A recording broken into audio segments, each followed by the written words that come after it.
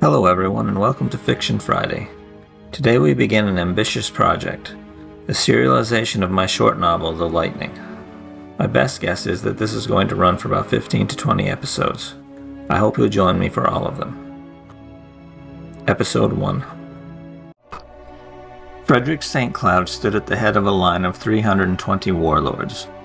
Soon the master of the citadel would arrive and call his name. He was graduating at the top of his class. Lucky for him, since his father, Dornkirk, wouldn't accept anything less. The son of the king's champion had to live up to high expectations. Not that he held himself to a lower standard than his father.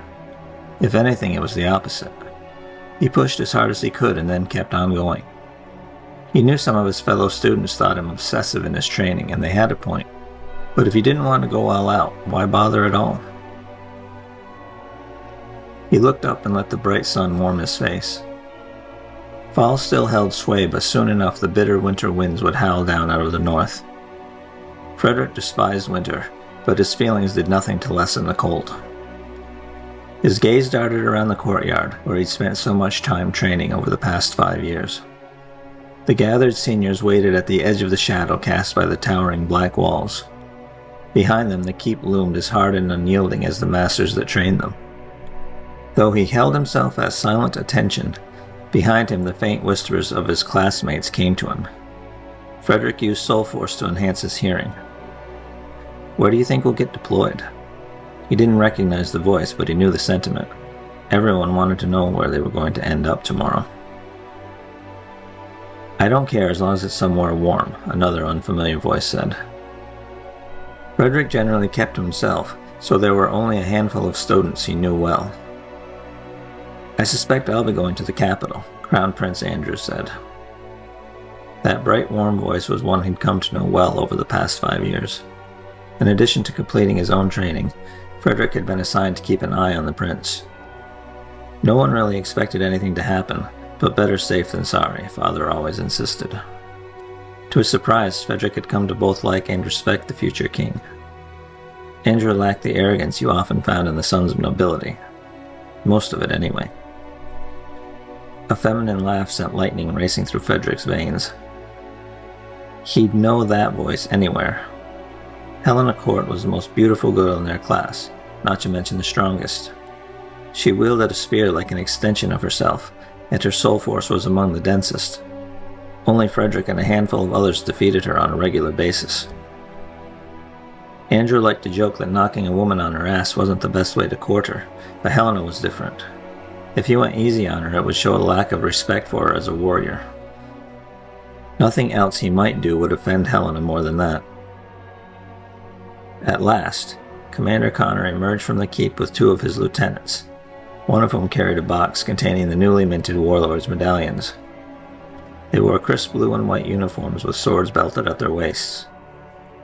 With his enhanced vision, Frederick spotted a handful of older warlords watching the assembly. He put them out of his mind when the commander stopped a few feet away. "Frederick St. Cloud," the commander called. Frederick stepped up. The commander pinned a silver medallion on his chest, and he moved to one side. That was it. All their work, all the years of training, and the only acknowledgement they got was their name called and a simple silver sword pin stuck through their uniform. The whole ceremony took less than an hour. When the last warlord received his pin, Commander Connor said, "The rest of the day is yours. Report tomorrow for your first assignments." They all saluted and the commander took his leave. It was a relief to have the technicalities over with so they could begin their true work. Frederick had barely taken a step back toward the keep when Andrew threw an arm around his neck. "What do you say we go to the in-between to celebrate?" the prince said. Frederick wasn't much for celebrating. "I don't..." "Helena's coming," Andrew added. Maybe a little celebrating would be okay, not to mention the inn was constantly crawling with visiting warlords, so it should be a safe enough place to relax.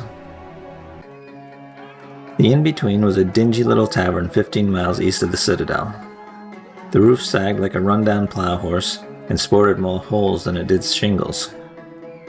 The front steps appeared in serious danger of collapse, and the less said about the stink swirling around it, the better. Rumor held that so many fights broke out, the owner had decided to wait until his unruly patrons destroyed the place so he could build a new one from the ground up. Frederick had serious doubts about that, but it made a good story. Prince Andrew led the way up the steps with Frederick and Helena close behind. The interior of the tavern matched the exterior. Whoever decorated the place had made a concerted effort to spend as little coin as possible.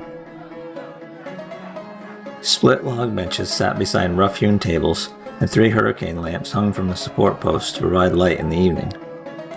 The staff consisted of a one-legged barman hopping around pouring drinks, and a pair of barmaids whose best days had come and gone before Frederick was born. "Why did you want to come here?" Helena asked. "It's tradition." Andrew led them to a corner table. "You don't want to leave the Citadel before you've had a chance to try it, do you?" Helena and Frederick shared a look. For a prince, Andrew had surprisingly lowbrow tastes. When they settled in, Andrew waved a barmaid over and ordered a round of ale. The drinks arrived a moment later. Andrew took a sip, winced, and set the mug back down. Frederick and Helena ignored theirs. "Where do you think we'll get assigned?" Helena asked. Frederick shrugged. He had no idea and didn't especially care. His father might have something planned for him, but he doubted it. Dornkirk St. Cloud was the king's champion, and the strongest warrior in the kingdom, yet he spent much of his time standing in the throne room behind Andrew's father, and glowering at nobles that didn't have the guts to try anything anyway. Whatever assignment he received had to be better than that. "This was going to be a surprise," Andrew said, "but I guess I can let you in on it. Father wants me to see more of my future kingdom. Tomorrow I return to the capital and then begin a tour of the land. I requested that the 2 of you be assigned as my personal guards." Helena beamed, making her even more beautiful. "I've always wanted to travel the kingdom, so this is perfect. Thank you, Andrew." "Yes," Frederick said. "It should be interesting." Frederick was debating trying to deaden his sense of taste enough to make the ale drinkable when a group of warlords in blue uniforms marched into the tavern like they owned the place. Frederick guessed the age of the 4 men and 2 women to be mid-20s, probably a squad visiting the Citadel between missions. The lead man, his muscles bulging with soul force enhancements, locked gaze with Frederick. The newcomer had spiky blonde hair, bright blue eyes, and looked eager for a fight. He suppressed a sigh and willed the soldier's attention elsewhere. It wasn't to be, alas. The group strode across the almost empty common room and stopped in front of Frederick's table. "You lot must be some of the new meat," the blonde warlord said. "Got your shiny new medallions and imagine you're warriors. How about a little sparring match? You can show us what they're teaching at the Citadel these days." "I'll pass, Senior," Frederick said. That brought a round of laughs. A dark-haired woman put her hand on the leader's shoulder. "There's your answer, John. They're teaching cowardice." Andrew bristled and his body went rigid. The prince had a short fuse. While he was strong, Frederick feared he wasn't up to dealing with experienced warlords. John turned his attention to Helena instead. "You're a pretty little thing. What do you say we head out back and have a little fun?" "Why don't you head out back by yourself?" Helena said. "Maybe you can find some female companionship in the tavern keeper's pigsty." Andrew snorted a laugh and John's face burned red. Frederick sighed again and drew power from his core. John clamped a hand on Helena's shoulder. "Who do you think you're talking?" Helena's fist crashed into John's mouth, silencing him and sending him flying halfway across the tavern. All the warlords accelerated. Frederick went straight for the biggest man still standing. He swung an uppercut into the opposing warlord's stomach. The man didn't even try to block. He must have thought his iron skin would protect him. Clearly, he'd never been hit by someone with soul force as powerful as Frederick's. A fist harder than steel and driven with enough strength to crush his stone wall slammed into the arrogant warlord's gut. The breath rushed out of him and he flew up into the ceiling before crashing back down to the floor. John started to crawl to his feet. Frederick darted over. A kick to the side of the head sent the blonde warlord sliding across the floor. He slammed into the bar and went still. A pained shout drew his attention to Andrew. One of the female warlords had him in a headlock and was pounding him in the face with her free hand. Frederick drew deeper from his core and rushed to his friend's defense. The female warlord's fist went back to deliver another blow. Frederick caught her wrist, twisted, and punched her in the ribs with enough force to bend the steel. She grunted and released Andrew. Frederick spun and threw her over his shoulder. She sailed across the common room, crashed through the wall, and landed in the yard outside. Amberly!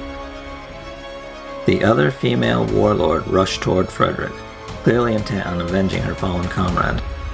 Frederick drew so much power it appeared his opponent was moving in slow motion despite running at warlord speed. He leapt and spun. His foot caught her under the chin and sent her flying out the hole her friend had made. Helena had laid out the remaining two warlords, so Frederick turned his attention to the prince. "Are you okay?" Andrew gave him a thumbs up. The bruises on his face were mostly healed already.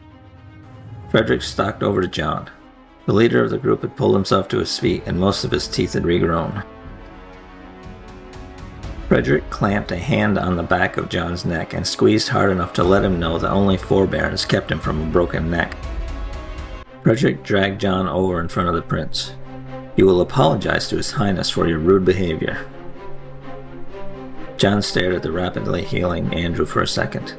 "Your Highness, I didn't recognize you, sire. My companion said I only wished to blow off steam.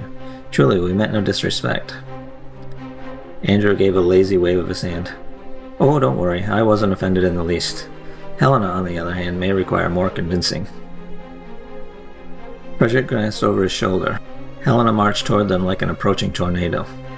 "Hand him over," Helena said in a tone that brooked no argument.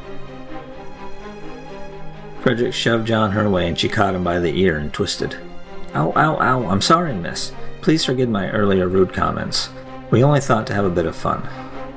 "Fun, huh? I like a bit of fun as well." Helena dragged him toward the back door. Andrew leapt to his feet and winked at Frederick, and hurried after Helena.